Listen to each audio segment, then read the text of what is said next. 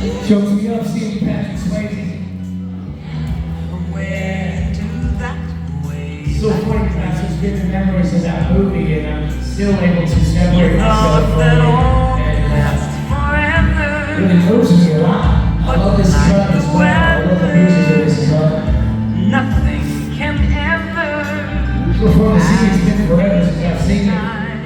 You all enjoy it?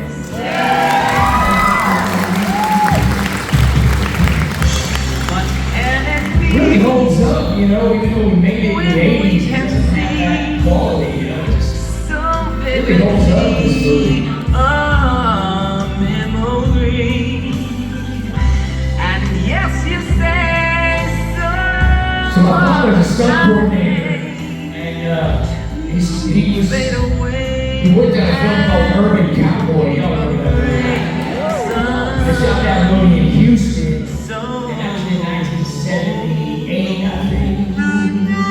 And Patsy Swayze was the dance choreographer on that film. So I spent a summer when I was about 12 years old running around with Patrick Swayze in Houston.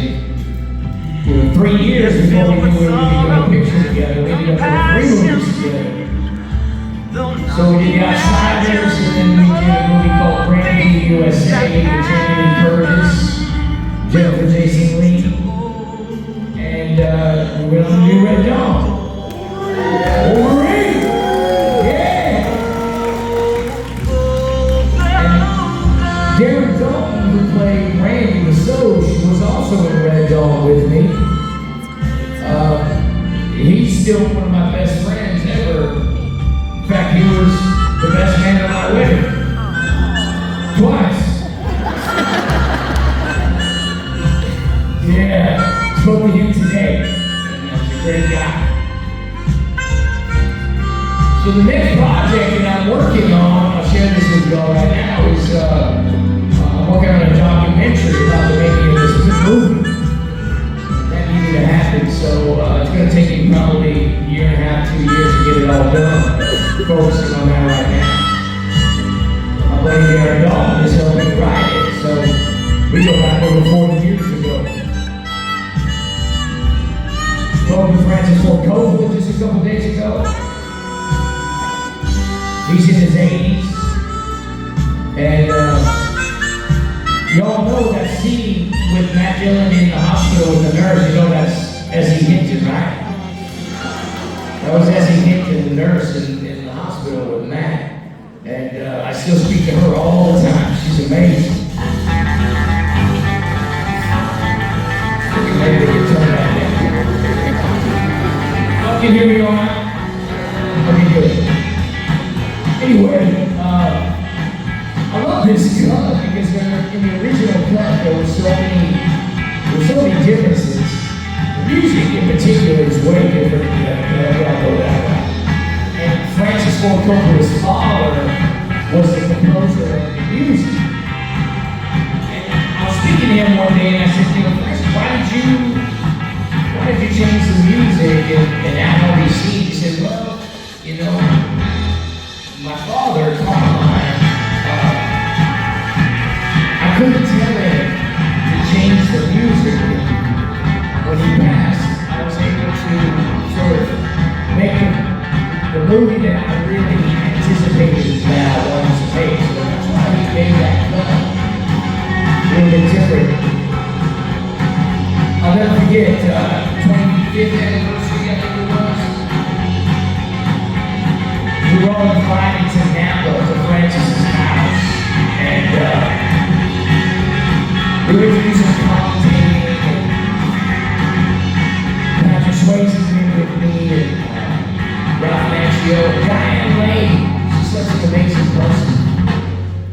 She was nominated for an Academy Award the Monday night, literally the day before. We all went up to Napa and then talked about the movie. So, I don't know if I was nominated for an Academy Award the night before. I'm not so sure I'd make it there the next day. But God bless her. And she was on Drew Barrymore's show for that TV show, that Capote thing she's doing with all those other ladies. And Drew Barrymore asked her a question, said, I want to talk to you, Diane Lane, but before we continue, I just want to tell you, one of my favorite movies that you were ever a part of was The Outsiders. Do you have any stories about that? And Diane says, well, yeah, I don't want to throw him under the bus, but when I did the scene in the park with Tommy Howell talking about sunsets, he was off camera pulling faces. And I heard that, and I was like, oh God, did I do that? Oh my God. But I had such a crush on her as a little kid. All I could think of was like, God, that's probably all I could do, just pull faces off camera. She was such a beautiful young lady, but she was also so cool, and such a good actress. Worked in so many movies with Francis. We got along so well, all of us. The casting process in this movie was like nothing I've ever been through before. First of all, I traveled to probably 6 cities and read with hundreds of actors. I'll never forget, we all sort of got together at Francis' studio in Hollywood. It was called Zoetrope Studios. And usually when you go in on auditions, you wait in a room when your name is called, and you go in and you read a scene that you prepared. And maybe they put you on videotape, maybe you're sitting in front of 4 or 5 people, and then you leave and they'll bring you in again. And you do that about 3 or 4 times, and they can tell you whether or not you got the part. Well, in this process, I would be sitting with 50 or 60 other actors on a sound stage. Dennis Quaid, Val Kilmer, Robert Downey Jr., Mickey Rourke, the list goes on and on and on.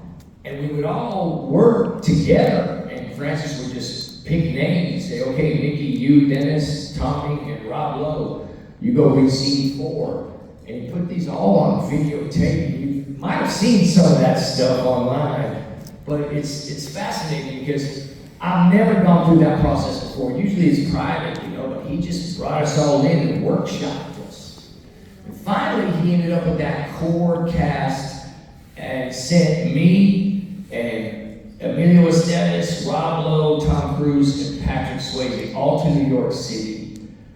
And we picked up Matt and Ralph in New York, and we all read there. And there was a certain point when I didn't really know that I had the part, but there was never anybody else auditioning for the role of Ponyboy. It was just me. And a lot of other guys said, "This is your part. This is yours." But to be honest, I'd done a couple of things, but my father was a professional bull rider, and I grew up a cowboy, and all I wanted to do was be a cowboy. I didn't really want to be an actor. So I spent my childhood junior rodeo and meeting people like Steven Spielberg and Francis. That wasn't pressure to me after competing in rodeo. That was easy, hanging around, saying some lines with pretty girls like Diane Lane. I mean, that was nothing, right? So for me, I didn't chase a dream and then have success. I didn't go to college to study acting. I was raised by my father, who was a single parent. He was a stuntman, so I was on the set all the time. And I started acting, and it just felt right. I didn't feel out of place. It just seemed like it made a lot of sense. So my acting career started as a child doing some commercial stuff, and then my father picked me up one day and said, "We're going to go to town. You're going to meet somebody named Steven Spielberg for a little movie called E.T." And I said, "Okay." I didn't know who he was. And my dad pulls out this pack of Marlboros and hands me some matches and said, "Oh, by the way, you got to learn how to smoke." I'm like 13, right? So we're driving to town, and I'm chewing on the end of a cigarette and striking these matches. And we go to the studio and walk into the casting room, and there's 5 guys. They all look identical. They all look like John Stamos with black feathered hair and blue eyes. And I said, "Daddy, we gotta go, man. I'm not gonna get these parts." He said, "No, just wait. One by one, they all walked in this room, and they came out, and it was 5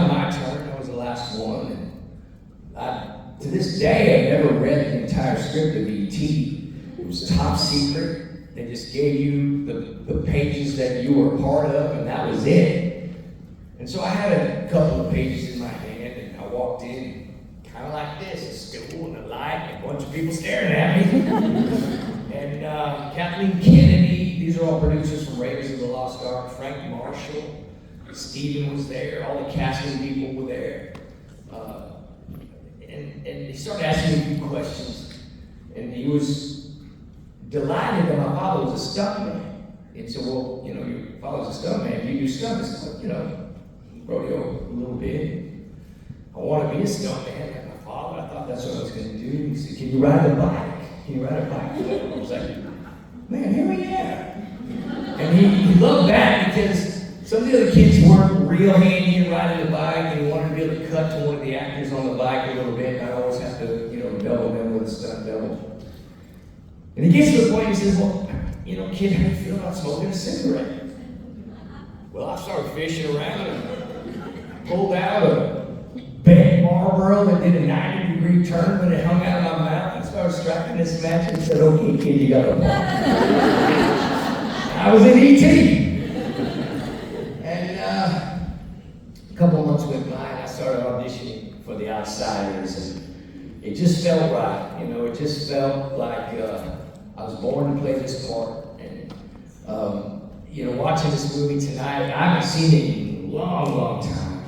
And there's just, it's amazing to see this group of guys and how they all connected. And, you know, we all really helped each other. I don't know if some of you read Rob Lowe's book, but there's some excerpts in it about, you know, working with me in the park and that scene where Rob's running in socks and I go tackle him. You know, he mentions how centered and present I was for him in that scene, and how much I helped him through it. And, you know, that wasn't even something that I thought about. That was just, to me, my job, you know. And they were both sort of my guardian during filming. My father just sent me to work on my own, and because he knew Patrick from Urban Cowboy, Patrick really was sort of looking after me, and we were brothers. We slept in the Curtis brothers' house a few nights, and we would hang out and we'd work together. And you know, I had no idea what it was like to break down a script or what rehearsal really was. You know, Ralph taught me that. Yeah, heck, he had me by a good 5 or 6 years, you know. And he was 21, going to the bar, ordering beer. I was looking for quarters to play Pac-Man. And that was the difference, really. And, he was aware of the importance of what it was that we were doing. And I really wasn't, you know, I wasn't playing a role. I was living a role.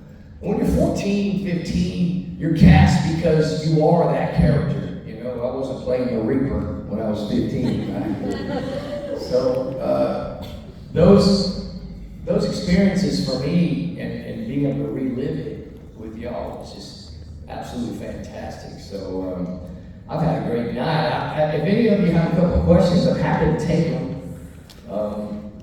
We just raise our hand. How long did it take to film? You know, we spent about a month. The question was, how long did it take to film, right? We spent about a month rehearsing. And in that month, we shot the entire film on videotape. And he edited that process together and sat us down, and we watched the whole movie on videotape. And then we started filming, which took, I'd say probably another 10 weeks. So I was there for about 3.5 months altogether. And to this day, I've never worked like that.